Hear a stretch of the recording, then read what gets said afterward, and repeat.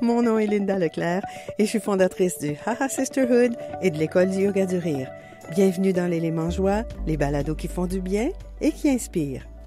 L'épisode d'aujourd'hui vous est offert par le programme Chaque jour la joie.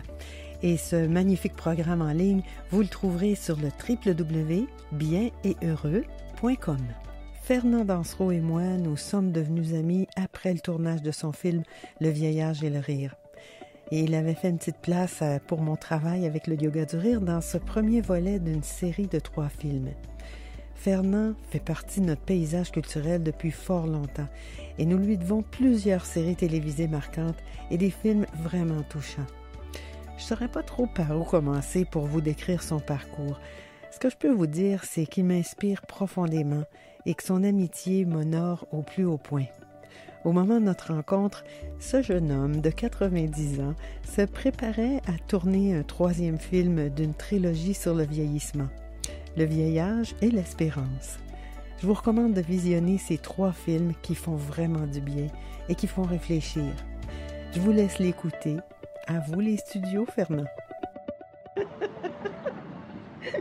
pourrais pas parler. Qu'est-ce que vous avez dit déjà? Prolétaires du monde entier, unissez-vous. Là, cette fois-là, je vais le garder. Ça va être pour mon test de son. Oh boy. OK, j'y vais.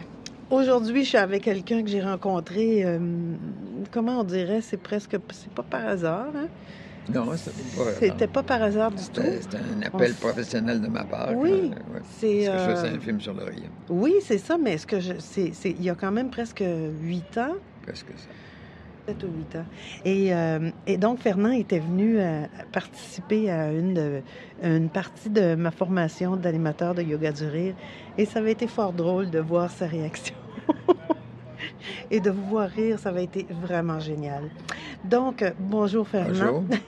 Et aujourd'hui, pour notre élément joie, on vient de manger ensemble et Fernand m'a raconté des choses très, très pertinentes pour notre épisode du jour parce que je lui demandais tout à l'heure s'il connaissait le sujet de l'épisode et il ne connaissait pas.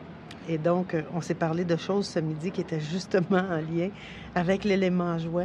Donc, vous, Fernand, quand vous allez vous lever la prochaine fois, quand vous avez des journées où ça file moins ou que vous n'êtes pas particulièrement de bonne humeur ou si vous avez des petits moments de déprime, qu'est-ce que vous faites pour vous remonter le moral? Mais d'abord, je chiale. Il me semble que c'est important de se permettre ça puis reconnaître que ça va mal puis pas essayer de passer à côté. C'est la façon la plus rapide, je trouve, pour s'en libérer. Ensuite, très souvent, je vais en parler à ma femme parce que, d'abord, c'est ma compagne, elle me connaît, puis elle peut m'aider. Ensuite, c'est une psychologue, fait que c'est facile avec elle de mesurer l'ampleur des événements.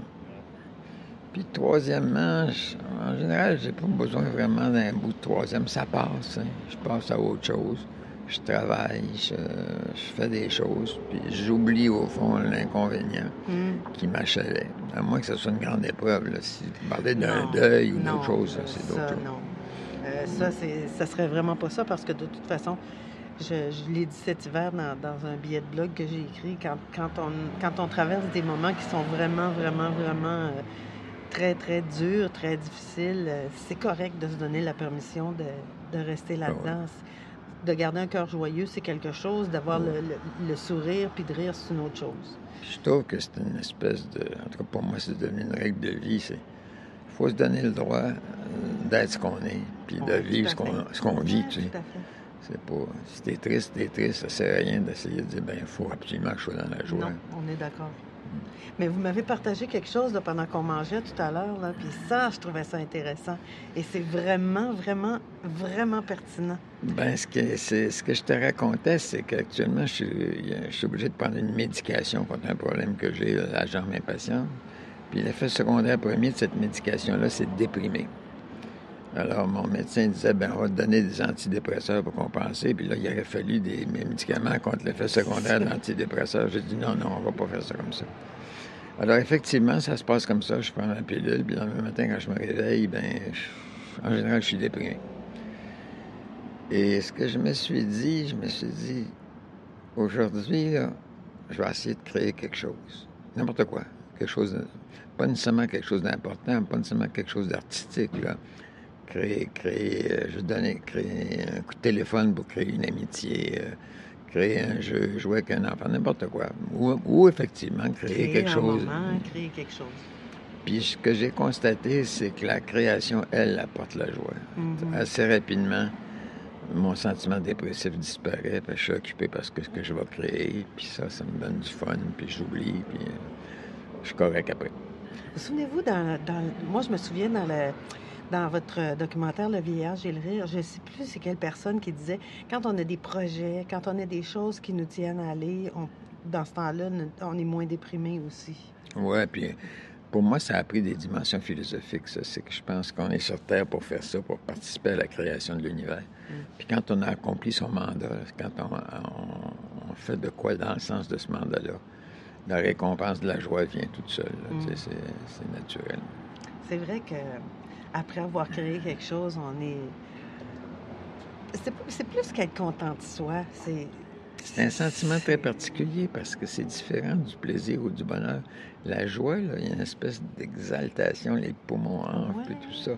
Puis il y a une espèce de lumière qui se fait dans le cerveau, là, tu sais. Des fois, c'est très fugace, hein, mais c'est très particulier. Moi, j'utilise le mot joie désormais uniquement pour parler de ça, de ce sentiment particulier qui résulte de la création. Puis, et effectivement, c'est une sensation qui est très physique aussi. Aussi. C'est vrai. Puis vous parlez de lumière qui se dégage du cerveau, mais moi, je pense que la lumière, elle vient du cœur aussi. Bien sûr, bien sûr, bien sûr. Ça éclaire partout. Bien, des fois, ce qui est le fun, c'est de créer quelque chose d'amoureux. Hein. En création, de poser un geste d'amour. Là. Parce que c'est la plus belle création. Poser le geste d'amour, c'est vraiment un geste de création quasi absolu. Autant de la générosité envers d'autres personnes. C'est vrai, c'est vrai. Installer de l'être là où il n'y en avait pas. On perçoit tout à coup qu'une chose serait possible. Non, elle n'existe pas. Mais si on la crée, elle va exister. Fait qu'on a perçu un non-être, puis on installe de l'être dedans, puis là, la joie vient. C'est vrai, hein? Ah, là, vous faites plaisir à voir, là. Ben, tant mieux. C'est vrai, là, vous aviez été comme... tout allumé. Et est-ce que ça vous arrive encore, Fernand, d'être stressé, vous? De vivre des moments de... Oui, régulièrement, tous les jours. Le stress, c'est inséparable de la création. C'est-à-dire que... Il y a quelque chose qui pousse? C'est le rassemblement de nos énergies pour créer, tu sais. Puis je suis même rendu à penser, moi, que plus le stress est grand, plus souvent l'œuvre va être grande. Si tu entreprends à faire une petite œuvre, ton stress ne sera pas très grand. Si tu entreprends quelque chose de très ambitieux, pas nécessairement que ça va être reconnu comme les autres très grand, mais qu'à tes yeux, c'est très grand. Ouais. À ce moment-là, le stress va être considérable. Puis il faut être capable de le reconnaître. Déjà, ça soulage. Hein, quand tu dis, le stress arrive, tu dis, je te reconnais, là, toi, je sais c'est quoi, là, c'est parce que j'essaye de faire telle affaire que... Ça serait synonyme de peur, un peu, quand on parle de stress comme ça? Je sais pas, sans doute, mais pour moi, c'est vraiment... Le stress, c'est un outil pour rassembler tes énergies afin de... Ouais. Je pense que Anne Sellier, qui a étudié le stress, elle a déjà élucidé ça, là, tu sais, c'est vraiment... Tu vas chercher toutes tes ressources pour mobiliser tes ressources. C'est comme, on se rassemble, et puis là, on est capable d'adresser la situation. Puis qu'est-ce que vous faites dans ce temps-là? Est-ce que vous aimez cette sensation-là ou vous préférez... Bien, je la connais, je l'identifie. C'est pas tous les stress, d'ailleurs, qui sont ça, parce qu'il y a des stress qui viennent des conditions de vie. Là, tu sais, si j'ai un parent très cher qui est malade, puis que je vais stresser. C'est des préoccupations, de l'inquiétude aussi. Mais en général, moi, comme je le reconnais, il est moins dur à porter. Puis là, il y a toutes sortes de méthodes. Ensuite, si tu as vraiment de la misère, là, tu sais, un peu de méditation, ça ne nuit pas. Hein, puis prendre de la distance. Ça permet ça de prendre d'ailleurs. Ouf! Je me disais, mon Dieu. Puis avoir de la compassion pour toi-même, avoir de la pitié pour toi-même, d'accepter, de dire, ben oui, je suis stressé, Carlis, c'est correct, tu sais. Puis de tolérer, puis de ne pas essayer d'étouffer le stress, de dire, ben je le vis, là, tu sais. Oui. Parce que souvent, il peut être porteur d'enseignements utiles. C'est les deux, hein. Je pense qu'il y a des moments dans notre vie où c'est porteur d'enseignements utiles, puis il y a d'autres moments où c'est juste de la frénésie qui est... Quand tu crées une œuvre en général, là, quand tu commences à créer, tu as un grand élan, tu es plein d'enthousiasme. Comme l'idée que tu as eue, tu vas faire telle affaire. Puis assez tôt, il y a un censeur intérieur qui est là, puis dit tout, qu'est-ce que tu es en train de faire là? Tu n'as pas le talent pour le faire, ou bien ça a déjà été fait, ou bien c'est une idée qui n'a pas d'allure, puis qu'est-ce que les autres vont penser? Fait que ça t'enrage. Là, tu te donnes un deuxième coup d'élan, là. Tu te donnes un peu plus d'énergie. Puis là, le censeur aussi lève la voix, puis il critique plus sévèrement, puis de façon plus cruelle, puis plus intime. Puis à mesure que l'œuvre grandit, que tu persistes, la voix du censeur persiste aussi. Tellement que souvent, il va arriver à paralyser l'œuvre. Tu vas dire, je suis plus capable, tu vas te juger pas bon, tu vas dire, faut pas que je fasse ça, j'ai pas le talent pour, etc. Ce qu'il faut très souvent à ce moment-là, c'est de partager l'angoisse avec une personne de confiance. De dire, ben écoute, là, j'essaie de faire ça, mais il y a telle affaire qui m'achale. Puis on dirait juste le fait de partager, ça débloque. Puis là, tu termines l'œuvre, puis quand l'œuvre est terminée, tu t'aperçois qu'elle est faite des deux voies. C'est les deux côtés de la même montagne. Que le censeur à l'intérieur de toi, là, il a aidé à la création, à ce qu'elle soit plus juste, à ce qu'elle soit plus parfaite, qu'elle soit plus réelle, plus authentique. C'est vous qui m'aviez dit quelque chose avec ça. Mais là encore, de le savoir, ça aide. Quand tu vis ça à l'aveugle, tu écoutes ton censeur, tu le prends au premier degré. Moi, je le prends plus jamais au premier degré.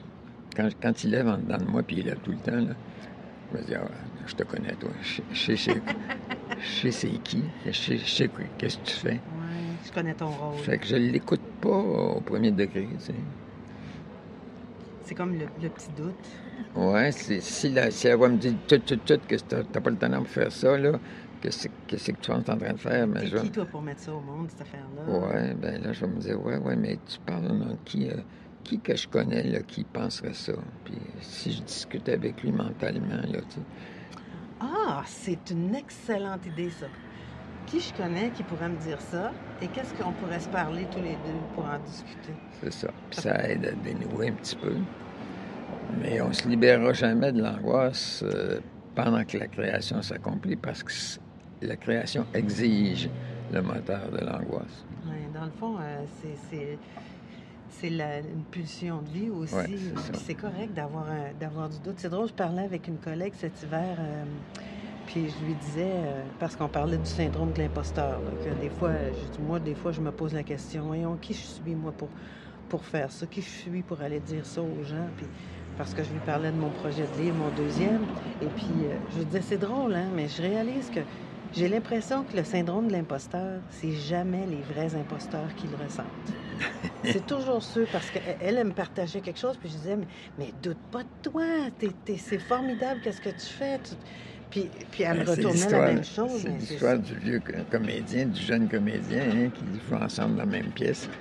Puis au sortir de scène, le jeune comédien dit au vieux comédien, c'est extraordinaire, il dit, j'ai pas eu le trac. Le vieux comédien, c'est dommage parce qu'il dit, habituellement, le trac est équivalent au talent. Ouf.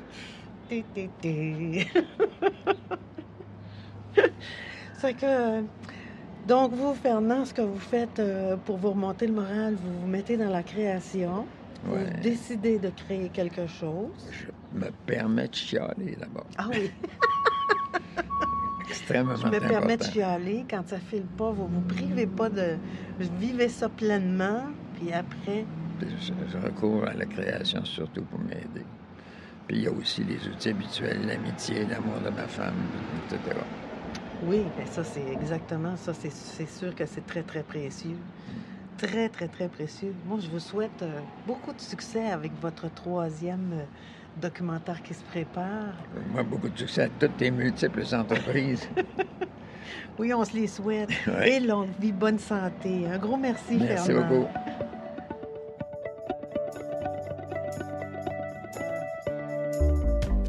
Merci d'avoir écouté cet élément joie. Pour en savoir plus sur les activités, événements et programmes de l'École du Yoga du Rire, visitez le www.yogadurire.com et pour la communauté de femmes, le www.hahasisterhood.com.